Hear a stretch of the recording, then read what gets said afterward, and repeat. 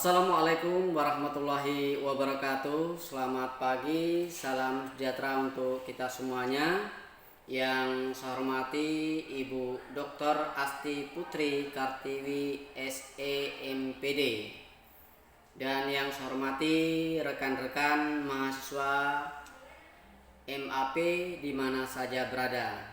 Izinkanlah di sini saya atas nama Daman Huri akan mempresentasikan tugas daripada mata kuliah Manajemen SDM Pendidikan, di mana mata kuliah ini dipandu oleh Ibu dosen pengampu, yaitu Ibu Dr. Asti Putri Kartiwi SEMPD. Dalam tugas ini saya akan mempresentasikan yaitu terjemahan dari buku Handbook of Human Resource Management Practice ER Strategis. Di bab 1 yaitu terjemahan strategi SDM, MSDM strategi mengarah pada perumusan strategi SDM. Sebagaimana dalam bab ini ada beberapa pembahasan yang akan dikaji. Yang pertama berkaitan dengan strategi SDM ditetapkan. Yang kedua, tujuan dari strategi SDM diperiksa. Yang ketiga, perbedaan dibuat antara HRM strategis dan strategi SDM. Yang keempat, jenis-jenis strategi SDM dijelaskan dengan beberapa contoh-contoh. Kemudian yang kelima adalah kriteria untuk strategi SDM yang efektif diberikan. Pada pembahasan poin nomor 1, strategi SDM yang ditetapkan. SDM atau strategi SDM menetapkan apa yang akan dilakukan organisasi terkait berbagai aspek kebijakan dan praktik manajemen sumber daya manusianya. Strategi ini akan diintegrasikan dengan strategi bisnis dan satu sama lain. Strategi SDM digambarkan oleh Adier dan Arefes dalam bukunya sebagai kumpulan praktik-praktik sumber daya manusia yang konsisten secara internal dan tersendiri dari tujuan dan sarana yang penting.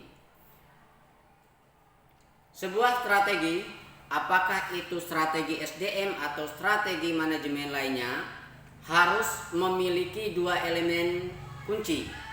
Harus ada tujuan strategi, yaitu hal-hal yang ingin dicapai oleh strategi tersebut, dan harus ada rencana tindakan, yaitu cara-cara yang diusulkan untuk mencapai tujuan tersebut.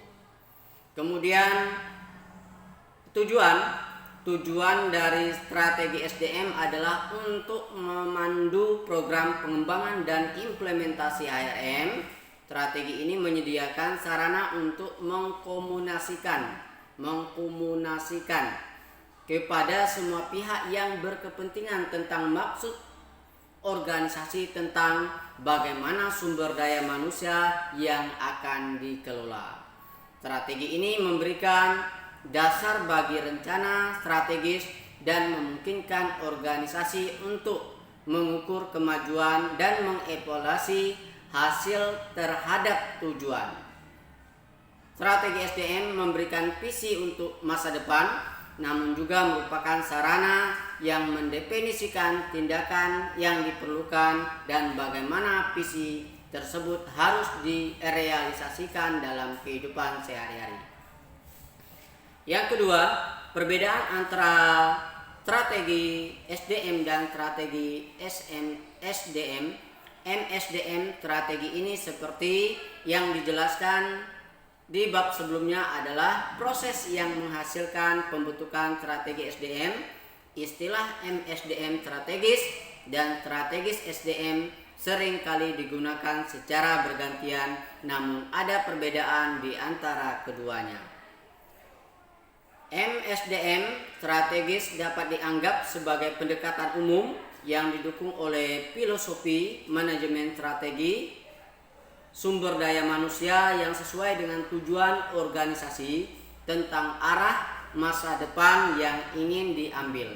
Apa yang muncul dari proses ini adalah serangkaian keputusan dari waktu ke waktu yang membentuk pola yang diadopsi oleh organisasi dalam mengelola sumber daya manusianya dan mendefinisikan bidang-bidang di mana strategi SDM tertentu perlu dikembangkan. Kemudian dilanjutkan ke poin berikutnya, yaitu jenis-jenis strategi sumber daya manusia. Karena semua organisasi berbeda, maka semua strategi SDM juga berbeda.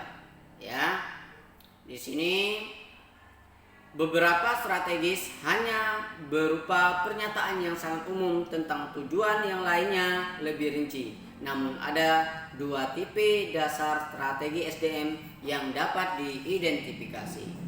Yang pertama, strategi menyeluruh. Yang kedua, strategi khusus yang berkaitan dengan aspek yang berbeda dari manajemen sumber daya manusia. Strategi SDM yang menyeluruh menggambarkan maksud umum organisasi tentang bagaimana orang harus dikelola dan dikembangkan, langkah-langkah apa yang harus diambil dan menarik dan dapat dipertahankan oleh orang-orang yang dibutuhkan, dan memastikan sejauh mungkin bahwa karyawan berkomitmen, termotivasi, dan terlibat. Strategi ini cenderung dinyatakan sebagai pernyataan yang bersifat umum tentang maksud dan tujuan yang menjadikan dasar bagi strategi yang lebih spesifik. Strategi ini berkaitan dengan efektivitas organisasi secara keseluruhan. Lanjut. Berikut ada beberapa contoh pernyataan strategi SDM yang menyeluruh. Yang pertama, pendekatan terpadu sumber daya manusia bertujuan untuk memastikan bahwa dari sudut pandang manapun staf sekarang melihat elemen-elemen manajemen, gaji, kinerja, pengembangan karir, dan penghargaan semuanya konsisten dan saling keterkaitan. Ini banyak macam-macamnya ya. Kemudian dilanjutkan lagi. Di sini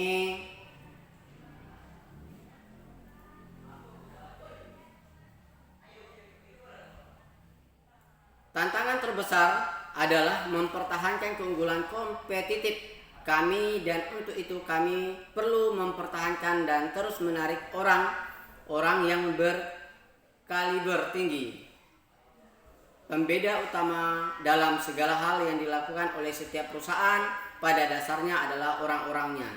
Dan saya rasa orang-orang cenderung lupa bahwa mereka adalah aset yang paling penting. Uang mudah didapat, tetapi orang yang baik tidak. Semuanya yang kami lakukan dalam pelatihan dan perencanaan tenaga kerja terkait langsung dengan peningkatan bisnis. Kemudian lanjutkan strategi SDM yang spesifik. Strategi SDM yang spesifik menetapkan apa yang ingin dilakukan organisasi di berbagai bidang, seperti manajemen talenta, bagaimana organisasi berniat untuk memenangkan perang, merebutkan talentanya. Kemudian sumber daya, yaitu menarik dan mempertahankan orang-orang yang berkualitas tinggi. Kemudian yang berikutnya adalah belajar dan berkembang, menyediakan lingkungan yang mendorong karyawan untuk belajar dan berkembang. Kemudian yang berikutnya lagi, penghargaan, mendefinisikan apa yang ingin dilakukan organisasi dalam jangka panjang untuk mengembangkan dan menetapkan kebijakan. Kemudian hubungan karyawan, mendefinisikan maksud organisasi tentang apa yang perlu dilakukan dan apa yang perlu diubah dalam cara-cara organisasi mengelola hubungan dengan karyawan dan serikat pekerja mereka.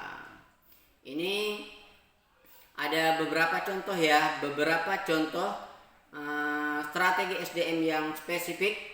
Salah satunya adalah menetapkan strategi penghargaan untuk mendukung rencana perusahaan, mengamankan perekrutan, retensi, dan motivasi staf untuk mencapai tujuan bisnis. Lanjut. Di sini strategi ini memberikan arahan bagi talenta, efektivitas operasional serta agenda kinerja dan penghargaan perusahaan. Pemikiran yang mendasari perusahaan adalah bahwa strategi sumber daya manusia bukanlah milik fungsi sumber daya manusia, melainkan tanggung jawab seluruh organisasi. Oleh karena itu diberi judul Strategi Organisasi Sumber Daya Manusia.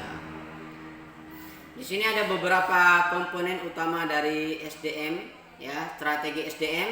Yang pertama, berinvestasi pada manusia. Yang kedua, manajemen kinerja. Yang ketiga, desain pekerjaan. Yang keempat, sistem penghargaan. Strategi SDM untuk institusi pendidikan tinggi atau Dewan Pendanaan Pendidikan Tinggi.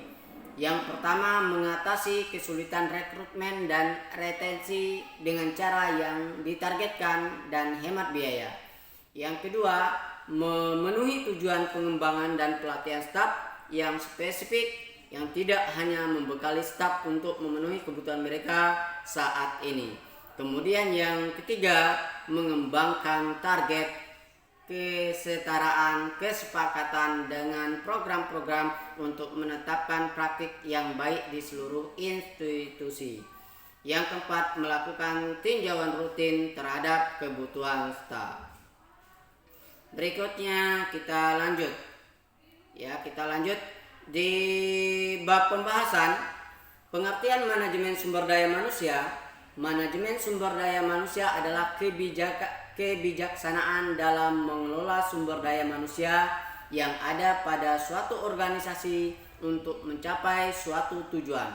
Yang termasuk dalam kegiatan manajemen sumber daya manusia adalah proses organisasi pendidikan adalah perencanaan, rekrutmen, seleksi, penetapan, pelatihan, dan pengembangan.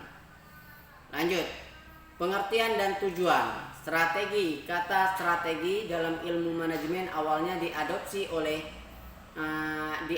sebagai metafora perbandingan analisis. Kata strategi menurut Kamus Besar Bahasa Indonesia, strategi adalah pendekatan secara keseluruhan atau ilmu atau seni yang menggabungkan dan menggunakan alat-alat dalam perencanaan yang mengarahkan gerakan manajemen dalam organisasi, terutama dalam operasional yang besar.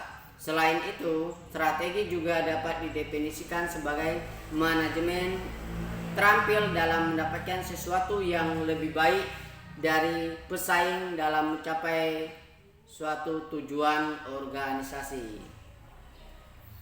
Kemudian berikutnya lagi, strategi dan manajemen sumber daya manusia ketika membahas strategi bisnis, ya. Bokal dan Purcell 2023 berpendapat bahwa adalah mungkin untuk menemukan strategi dalam setiap bisnis karena strategi tertanam dalam pilihan penting pada jiwa setiap manajemen dan staf dari perusahaan tentang apa yang harus dilakukan dan bagaimana melakukannya. Hal ini disebut oleh mereka sebagai pilihan strategis atau sebagai strategi perusahaan. Berikutnya lagi yaitu strategi manajemen sumber daya manusia. Strategi manajemen sumber daya manusia melibatkan pengembangan yang konsisten terhadap praktek yang selaras melalui program strategis dan kebijakan untuk memfasilitasi pencapaian tujuan strategi organisasi. Berikutnya bab yang terakhir, kesimpulan, ya.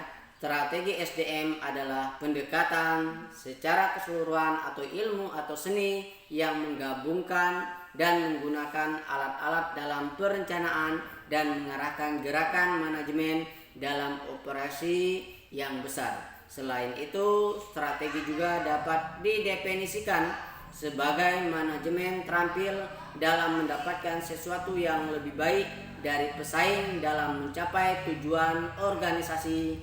Kedua makna telah digabungkan secara tertulis Ya, dalam manajemen dan penerapan saat ini hanya berkaitan dengan ilmu atau seni yang menggabungkan dan menggunakan alat produksi dalam mencapai tujuan penting, memiliki dampak jangka panjang yang signifikan terhadap kelangsungan atau efektivitas organisasi. Kemudian komponen utama dari strategi SDM ada beberapa. Yang pertama, berinvestasi pada manusia, yaitu meningkatkan tingkat modal intelektual. Yang kedua, manajemen kinerja, mengintegrasikan nilai-nilai yang terkandung dalam strategi SDM. Yang ketiga, desain pekerjaan, yaitu komponen utama yang berkaitan dengan bagaimana pekerjaan dirancang dan bagaimana hubungannya dengan keseluruhan bisnis. Yang keempat, sistem penghargaan, dalam mengembangkan strategi penghargaan dengan mempertimbangkan bahwa ini adalah bisnis yang sangat keras.